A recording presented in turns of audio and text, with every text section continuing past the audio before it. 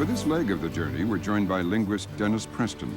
Dennis studies the strong opinions we seem to hold about what we believe is right or wrong in the speech of our fellow Americans.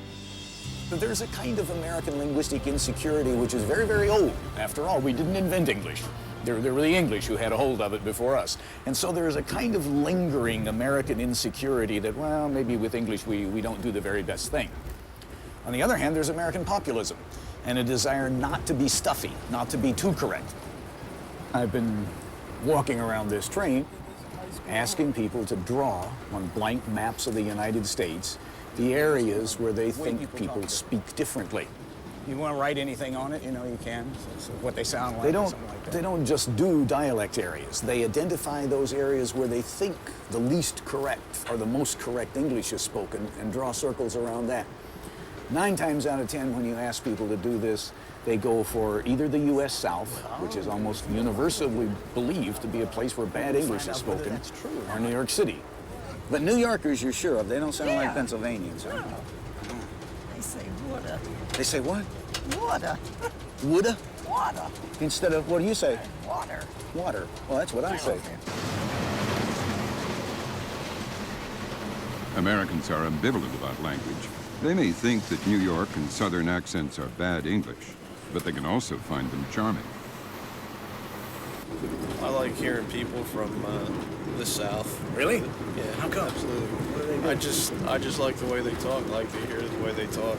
Let's take race out of the equation. All right, okay. Okay, well, if we take race out of the equation, if I go to a place in the South where at least they are not overtly racist or whatever, I would tend to feel comfortable around Southerners. It makes you feel... Come on in here, honey. That kind of, yeah, it makes me feel a little more, but I mean, there's some places in the South that me as a black man, I wouldn't be called dead in. Oh, no, that's another story, yeah. Yes. It makes no difference how they sound. Absolutely.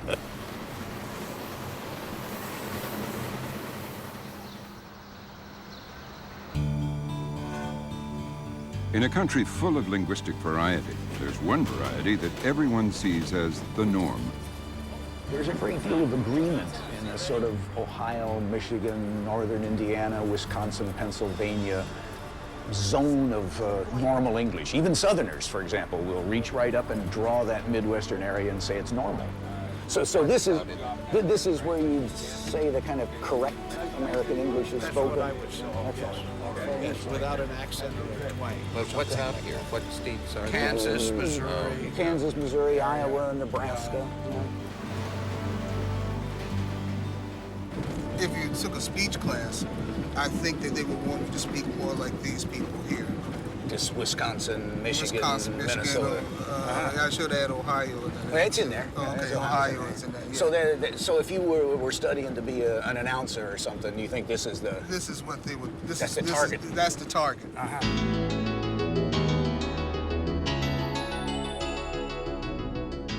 Technically, the dialect area they're talking about is called Midland. Midland is spoken in much of the Midwest. For most Americans, this is the yardstick, the most normal and correct of all dialects.